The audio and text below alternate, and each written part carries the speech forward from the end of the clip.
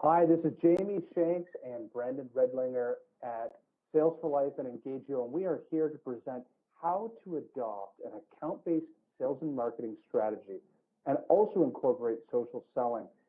Brandon, why don't you say hi to the folks? Your team at Engagio has been blazing a trail in account-based everything. Hey, thanks for having me, Jamie. Yeah, taking the world by storm, hopefully, one account at a time. But yeah, it's a really exciting space to be in right now. And thanks for having us on the webinar today. Fantastic.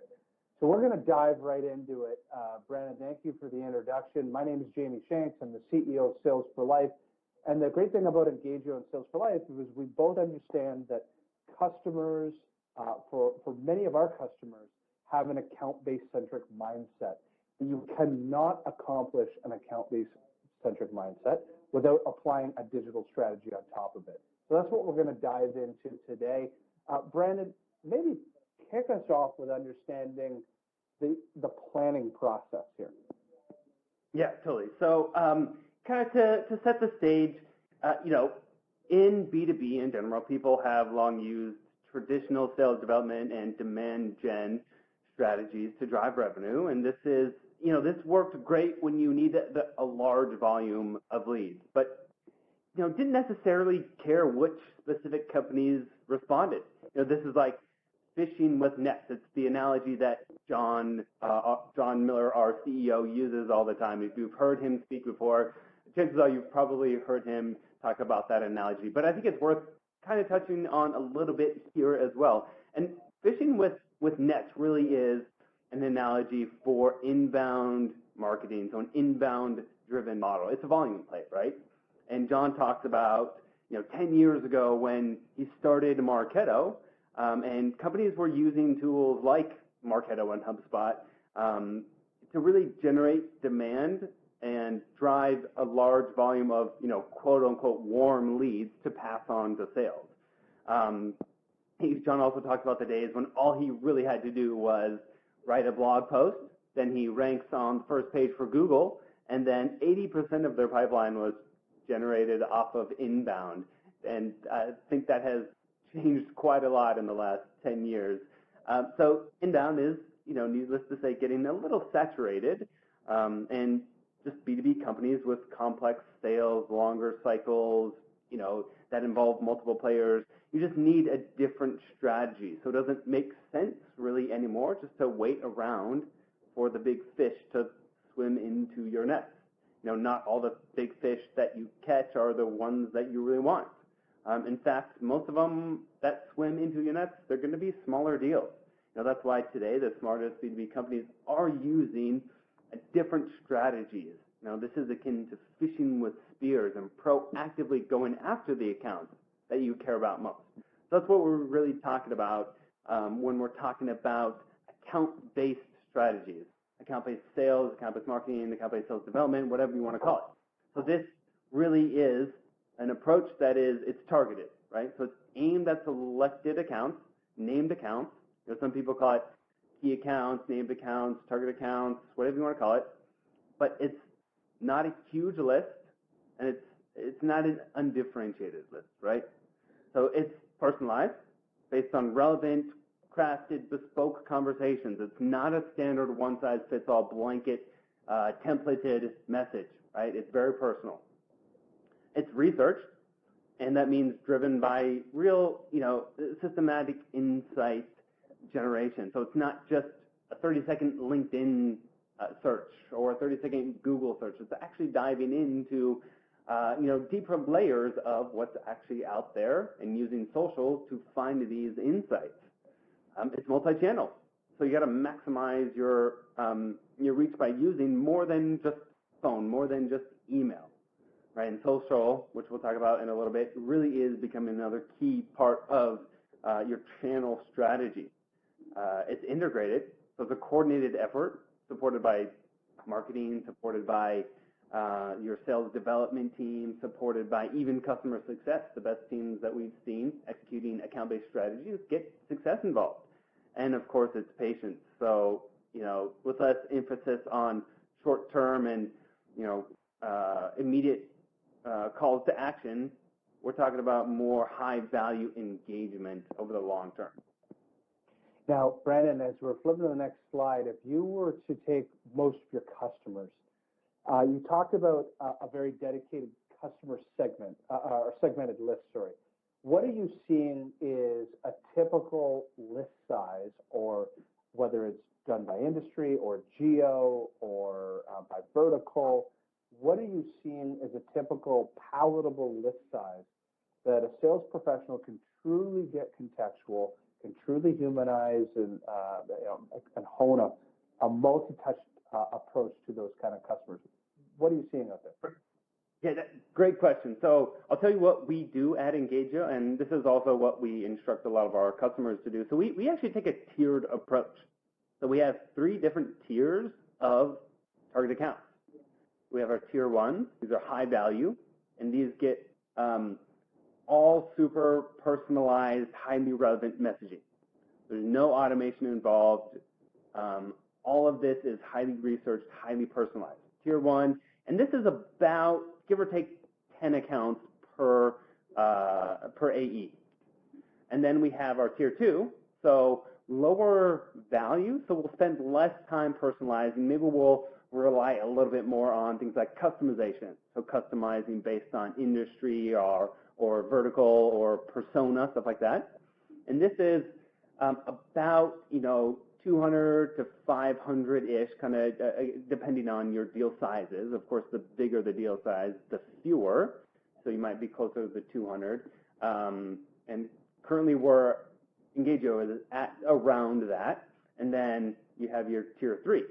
So these are even lower value than your tier 1 and tier 2, which means you'll spend even less time personalizing, and you'll rely more on customizing. So it's going to be key to have good data out there, and your systems are as good as your data is. And this is 500 to 1,000, no more than 1,000 accounts in your tier 3 targets. So we have about Engagio is around 500. So again, 3-tiered approach. Tier 1 about 10, tier 2 200 to 500, tier 3 500 to 1,000 at the very most.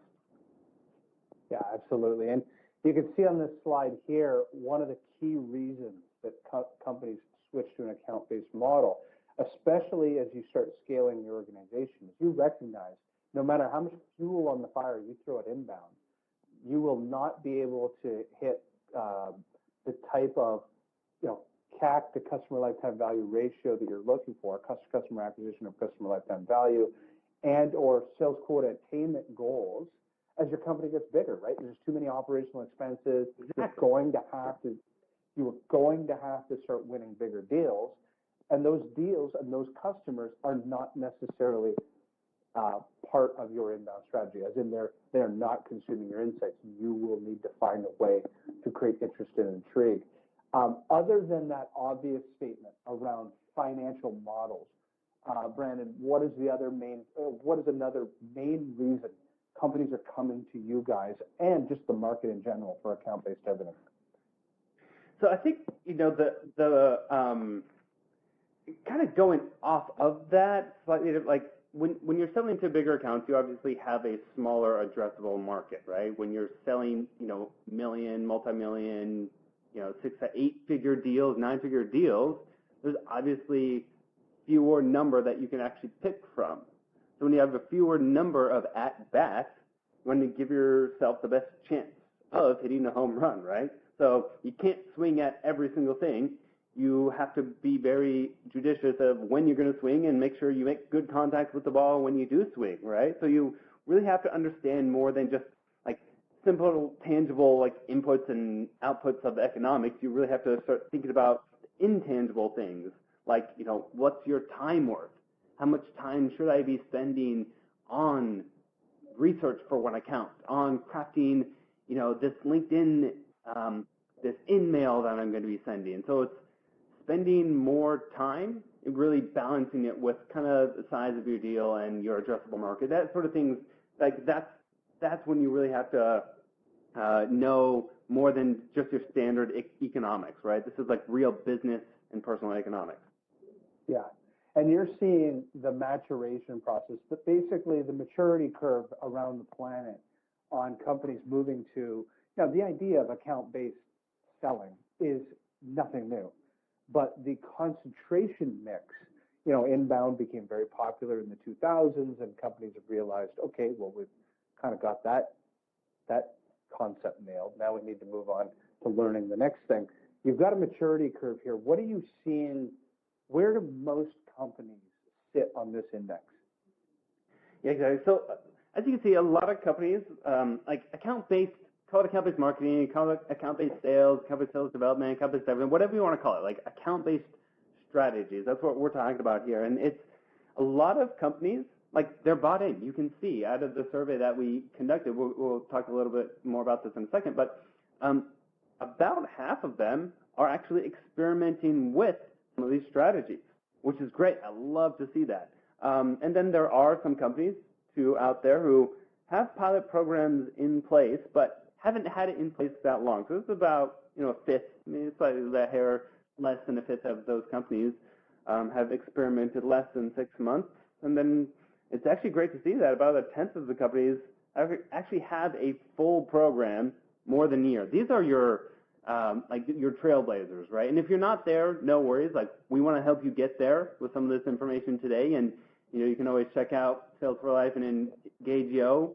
We put out great content to help you really get there. But a lot of this really being, as we go down in this chart, full program less than a year is about 10% of people, and then no program at all. That's actually, it's kind of a small number of respondents that they didn't have any program at all, which is great to see.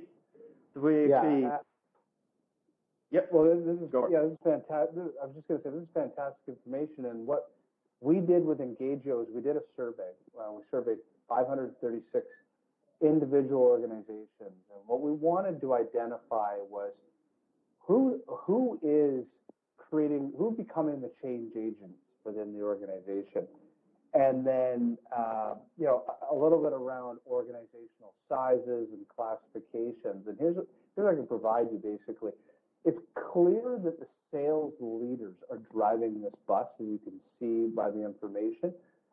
72% of all this information was from companies under 250 employees.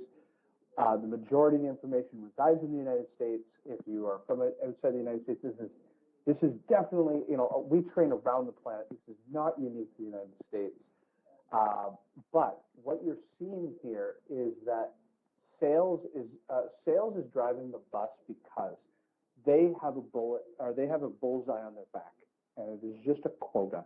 As I'm a CEO, as a CEO of a business, it's almost you don't care how the revenue comes in as long as the revenue comes in. And so as companies grow and evolve, this segmentation, this specialization also starts to take root, because you're going to need more yield and throughput per sales professional. And this definitely, it's the sales leaders that are looking at this and saying, this is critical. And you'll notice that also managers in this information found this most relevant, and directors, because at the VP and the CEO level, they care less about how the revenue is made. It is more about how you're going to execute it. And so if you're a manager or a director of sales right now on the call, this is critical that you start understanding this, because your CEO, your VPs, Chief Revenue Officers are going to come to you with a plan. And say, what are you going to do differently this year? If you're not creating difference, more yield and throughput, you're going to be in trouble. So let's actually talk through with Brandon here the most effective channels and tools that we're seeing in the market. Brandon, maybe kick us off here with what you're seeing in the market for tools and strategies. Yeah, totally. So this quote I love, and John Miller, big fan of David Ogilvy as well. If you don't know David Ogilvy, he's got a great story. Known as the King of Madison Avenue, right? He's seen by many as the father of modern advertising. But David Ogilvy really himself was, in his own right, a salesperson. He really sold his ideas to everyone, right? So, and he got it right here. He says, don't count the people you reach the people that count. That's really what we're talking about when we're talking about account-based strategies. And there's also a recent IT SMA survey that came out with really interesting findings here. So it says 75% of executives will read unsolicited marketing materials that contain ideas that might be relevant to their business. 75%. But yet we're seeing more and more sales spam, irrelevant messages that absolutely do not offer any value. So what does it take to actually offer value? So we're looking at three things: knowledge and understanding of industry, knowledge and understanding of their unique business issues, and fresh ideas to advance their business. So that's what executives are really looking for. So how do we do that? We really want to orchestrate this conversation. So when we talk about orchestration, we like to think of, this is a perfect analogy, trying to reach those large accounts. So, think of the orchestra, the conductor standing in front of the orchestra. You have the strings and brass and woodwinds and keyboards and percussions, and, he calls all the different instruments in at the right time and tells a few, when to do what. And it's really his job to deliver this beautiful performance to the audience. It's his responsibility to really deliver value. So how do we really start thinking about that? So we have a few different levels of account orchestration. This is how we think of it. So at its simplest level, within the first level of account orchestration, it's one person from your company sending one email to another person. Usually this is like using Gmail. It's like, or you could be maybe using HubSpot or HubSpot Sidekick or like Marketer Insights to find out if the email was open, that sort of thing. But it's really basic, one-to-one, one time. If you go up to level 2, you're sending a series of emails from one person to another. This is useful insofar as if someone doesn't respond to the first email, you can automatically follow up with multiple emails after your first message. You can automate some of this stuff. So this is where tools like ToutApp or Yesware come in to kind of achieve this goal. Although I would caution, whether one can actually use automation to create a genuine human connection, that personal, relevant touch. As we move up to level 3, we're introducing channels here. So at this level, it's one person from your company using a variety of channels to reach one person. So this could include a series of emails, phone calls, and perhaps obviously social touches are going to be a big piece of this. So more on social in a little bit. As we move to level 4 of account orchestration, so rather than one lone SDR working to engage an account, we now have multiple people involved on your team. So this level, you're really getting other people in your organization to socialize and really interact with your target accounts. This could include your account executives, could include marketing, could include your executive staff, actually. So in this level, you're really, we call it team selling, right? Using every resource on your team to land these target accounts, these key accounts. And then really we're talking about full orchestration, level 5 orchestration at the account level. This is when you orchestrate a series of interactions across channels from multiple people on your side to multiple people on their side. So you have adopted the fact that there are, you're not living in a lead-based world anymore. You really are in an account-based world where multiple people are involved in the decision process on the other end. Yeah, this is critical. As CEB would say, there's 6.8 decision makers, champions, and influencers in a deal. You cannot be single-threaded and deal at the lead record. You've got to roll it up into the account record. This is great, Brendan. Exactly.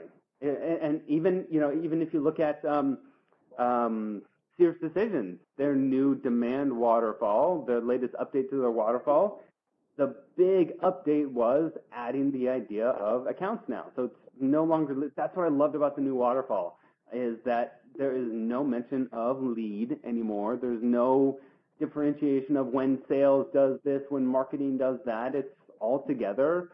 And there really is no mention of when handoffs happen either. So I love that. I don't know if you got a chance, Jamie, to look at the new demand waterfall, but I thought that was great. Yeah, absolutely fantastic. So let's talk through.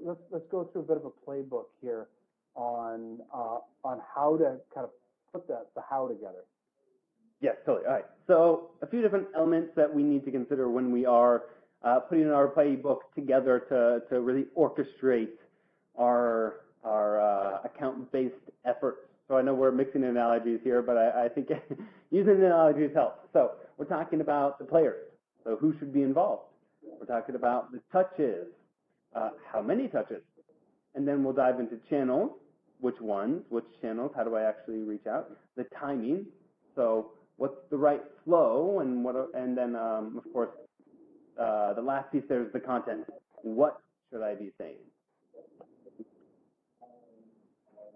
All right, so first step is the players involved. So as we mentioned earlier, there's two sets of players here. There's the people on your side and there's the people on their side. And when you are really talking, multinational or global accounts, there can be and are, 6.8, as Jamie mentioned, 6.8 decision makers or influencers. And if you really get into true enterprise deals, I've heard that number even go higher than 10 when you're in that, $1 million+ mark consistently.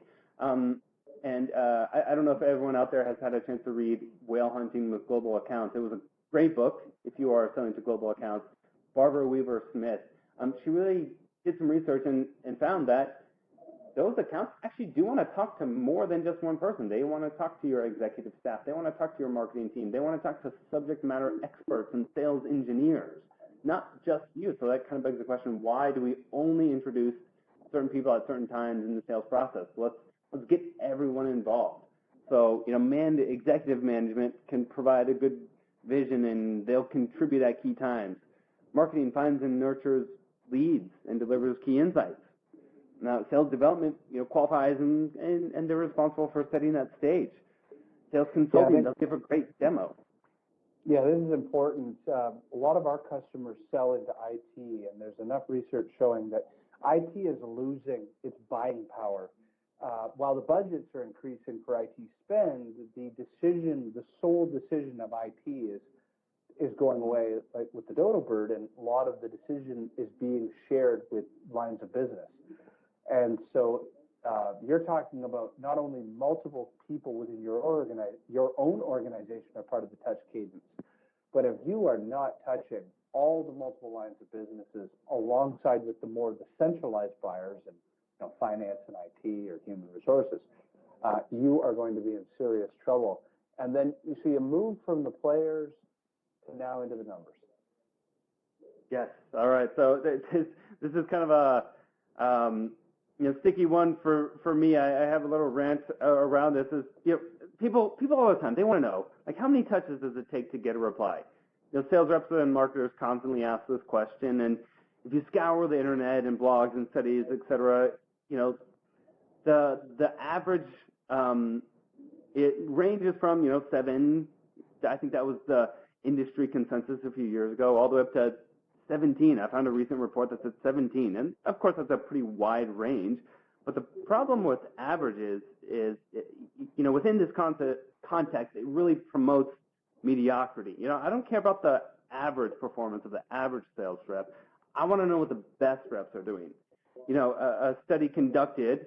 Here's what happens, right? A study is conducted, and the results show that, for example, it takes 7 emails to get a response. At this point, great, no harm, no foul. And what happens next, though, is kind of what gets us into trouble. Is we take the results of the study to mean that we have to send 7 emails. So said another way, the conclusion we leap to is I should send at least 7 emails, and then reps run out of things to say, resulting in crappy emails, and then lower responses. Then ultimately, the next year, the number goes up, and then people try to send more emails. So I think instead of saying how many touches does it take, I think the more interesting question is how do I send fewer touches to get a reply? How do I send more relevant interactions? So just a little rant on the number there. So now you've got the channels. All right, channels, yes. So of course, phone and email are the most common types of touches in sales today. But those really just are table stakes. You really need channel diversity. You can't be biased towards any one single channel. And of course, social really is becoming a key part of channel diversity. And we'll talk. Jamie can talk a little bit about this too. But social and phone and email all together, that's becoming the new table stakes. You have to have at least that, because that really is the power of social these days. It contributes that much. Yeah, and an individual on the call, Nate, asked a question. I want to know what the best reps are doing. Well, we're seeing, and I've talked to John about this, CEO of Engagio, the best reps are basically also been given sometimes discretionary budget per named account, or even a bucketed amount of money. And their responsibility is the end result, right? So the outcome is more important than what are the exact digital activities necessary. So what I mean by that is I want to penetrate the Microsoft account. As part of my tool set, I have phone and email, social platforms, video messaging, put a present together and mail it to them, send them a book, go to their door, fly into their office.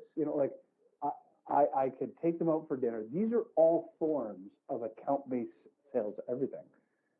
There is no one cadence. We'll have customers that have a 5-touch cadence where on touch 1 and touch 3, they're personalized video messages. I also have clients that by touch 5, they're literally mailing hockey or basketball tickets. It really does. The important piece is that I think that Brandon's saying is, number 1, you experiment with a cadence. Number 2, it is multi-touched and multi-threaded into various departments.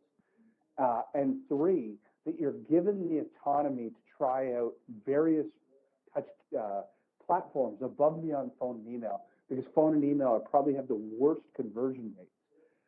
If you really look at it on a spectrum, one of our trainers has something on a spectrum. It shows that social referrals crush all other, and as well, live events. While the cost of customer acquisition is very high, live events, the conversion ratio is amazing. So you have to be given the autonomy to be able to experiment with any of those in your arsenal. Yep, agreed, 100%. Now, when you move into number 4, the timing. The timing, yeah. So this is actually a quote from one of my mentors. He used to say, the difference between lettuce and garbage is timing. I think that definitely says a lot. But basically here, another kind of cautionary, or I guess I would say word of caution here is you do kind of have to be a little careful about listening to people out there because there are, again, studies that say Tuesday at 5 or Tuesday at 10 a.m. is the best time to send emails or to send in-mails, LinkedIn mails. And then everyone starts sending emails or in-mails at 10 a.m. on Tuesday. And guess what time now becomes the worst time to send a message? 10 a.m. on Tuesday. Like that, so that's why you see results all over the place. You see so many conflicting studies, conflicting blog posts, conflicting experts out there on timing. So I think the most important thing to know when you're thinking about the timing is just know your audience. 1, know your audience, and then 2, kind of going back what Jamie was saying, was test. You've got to test these different things. You can't take anyone for granted. Your business isn't the same as someone else's business who has seen success in that, with that specific timing. So know your audience and test, I think, are the big 2 messages for timing here.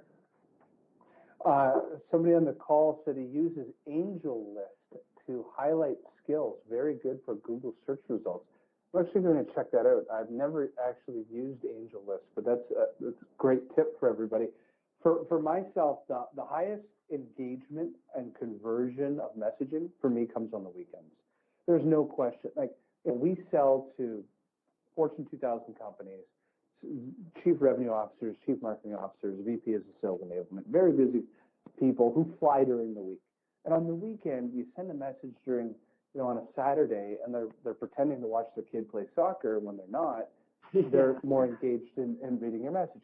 Sunday night, 7, 8 o'clock at night, when they're in their home office, having a glass of wine, cleaning out their inbox, planning their next week, you're the top message at the top of the inbox, rather than the Monday at 3 o'clock message where there's already 6,000 emails in there. So for me, these are things that we've identified, but that doesn't mean it's like that for everybody.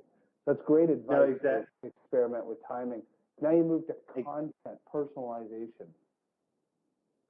Yeah, exactly. Content. So, we talked a little bit about it before. So at Engagio, we have three tiers of target accounts here, and they again are treated differently. So tier 1 account, you'll see them, they'll lie further on the left side of that spectrum where they're getting that personalized content. Tier 2s are more in the middle where it's more relying on, again, that customization based on industry or vertical. And then the tier 3s, they'll be a little bit further to the right there where we are doing some more, maybe some automated touches, again, really relying on our customization there. But no matter where you are at in the on that spectrum, like there are rules of good content, right? Like sound like a human, a real person. Don't sound like a salesperson. Sound like a human. Keep it short and simple. Have one clear call to action. Like these sorts of things are just good content. And if we go to the next slide here, we're looking at a friend of both of ours, and it was John Barra. This is a quote that I love from John. The phrases touching base and checking in are two of the most meaningless phrases in sales. It means there's no reason for your call, so therefore no reason for me to talk to you.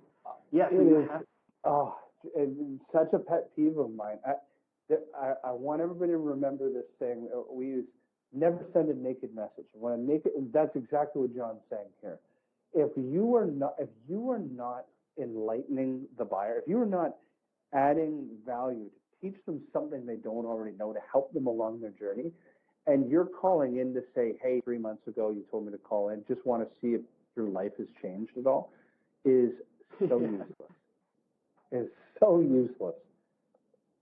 Exactly. Yeah, exactly. That's why we have to avoid the touching base message at all costs. So some other great alternatives instead, re-emphasize business value. It's about what you can do for your prospect, right? Offer some insights. So make it about them and their benefits. It could be sharing a different approach to their problem or a novel idea for how they can reach their goals, that sort of thing. Educate them. Don't pitch on every single follow-up. Offer valuable content, whether it's white papers, e-books, webinar recordings, case studies, whatever it may be. And of course, you can share some news. So, why do you think social media is so addictive for people? Is one reason is, the people want to stay up with what's going on in their industry. They want to stay up on news. So help them do that, and you'll be, a welcome guest instead of an annoying pest at your door.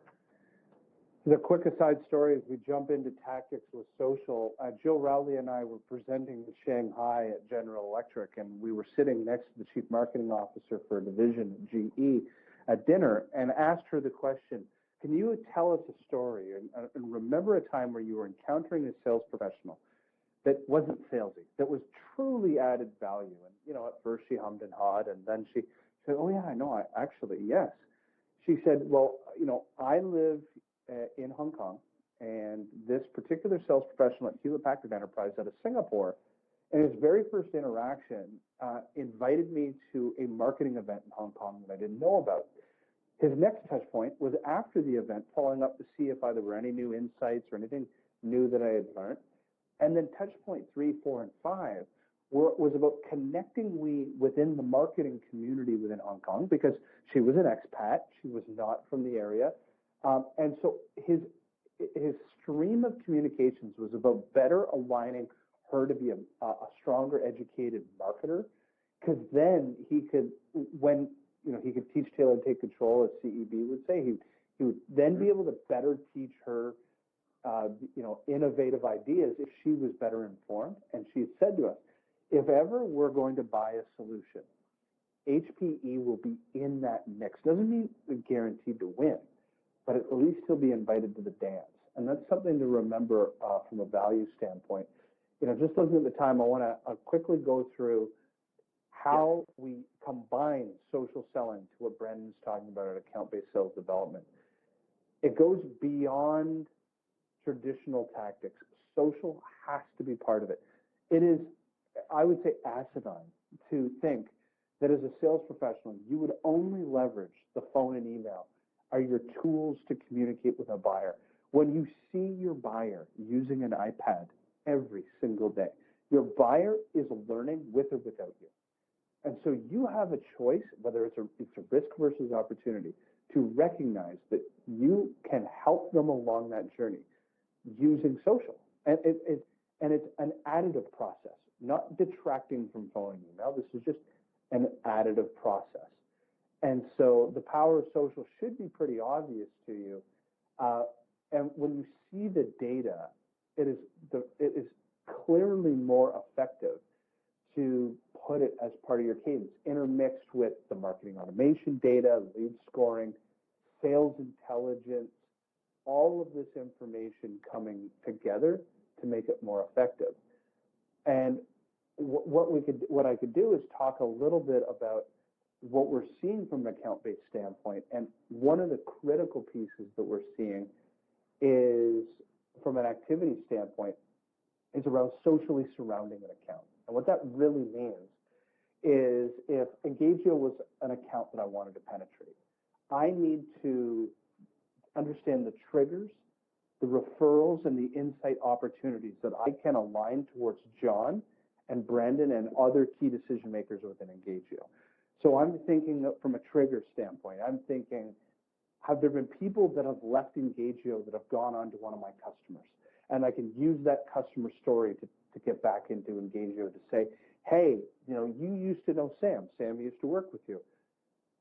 Here's what's happening in his business.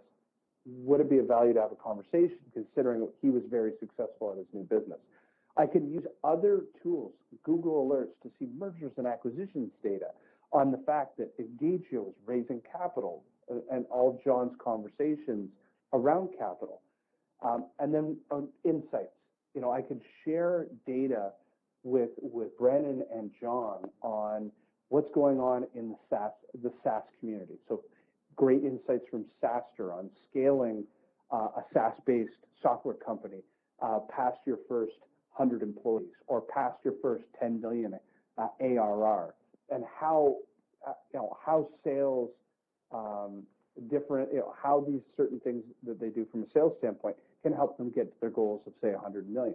And then referral-based selling, I can quickly leverage tools like LinkedIn to reverse engineer that somebody on my board, Jill Rowley, is also on the Engagio board. And so how do I leverage Jill to help introduce me to John?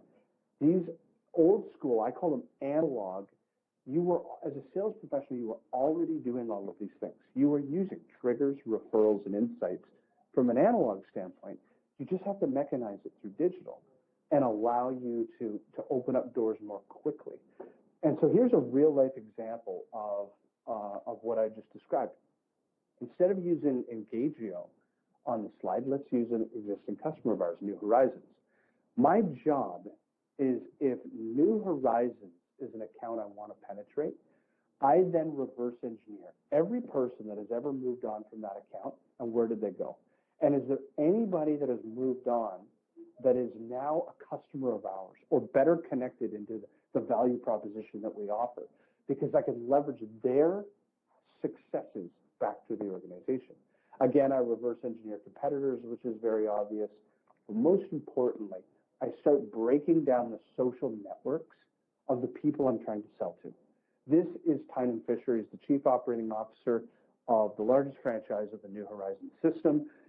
I go into his network. I start seeing all the VPs of sales and VPs of marketing that he knows.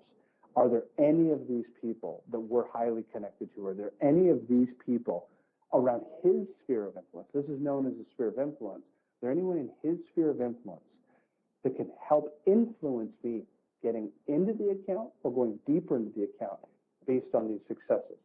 This sphere sphere of influence mapping can be done in minutes per account. You do it at the account level, you do it at the lead record level, and you roll all that information up to give an org chart of the company. And it's not just about who works in what roles, but who has the social proximity to be able to help you in those accounts.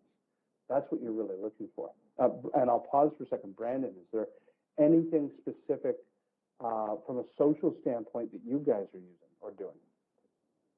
Yeah, that's, by the way, Jamie, that's amazing. I love that. And I think someone asked it earlier too, like, what are the best reps doing? And man, I think it goes back to, so a question I do get all the time is like, what's the best sales email that you've ever got? Or what's the best account, ABM package that you've ever received? Like, we get that sort of question all the time. And as fun as it is to send direct mail, send champagne, send, a bobblehead. A recent campaign that we did is we found people's pictures on LinkedIn and created bobbleheads for them and sent them their own custom bobbleheads. Although that worked pretty well, what actually works even better is a relevant freaking message. That's really about it, right? Like, as much as people love to get a custom bobblehead, they're not going to buy just because they got a custom bobblehead. They'll buy if you delivered a relevant message. I couldn't agree more. And it comes back to, so this is a great triangle that was developed by Chet Holmes International. Chet Holmes International did all kinds of studies and realized that the majority of your industry is not ready to buy. The majority of your buyers, like 90% of your buyers, are kicking tires of some form. It's only the top 10%, that top 7% is really interested in change, and the last 3% is the stuff that comes inbound. They're just hot and excited to make change. But the reality is, for that other 90%, what are you doing differently? And Forrester's research says that the average buyer is going to consume 5 or more pieces of insights to learn along their journey. My biggest recommendation, and this is kind of goes to a 2.0, it's not just about sharing content, but now you can make personalized videos.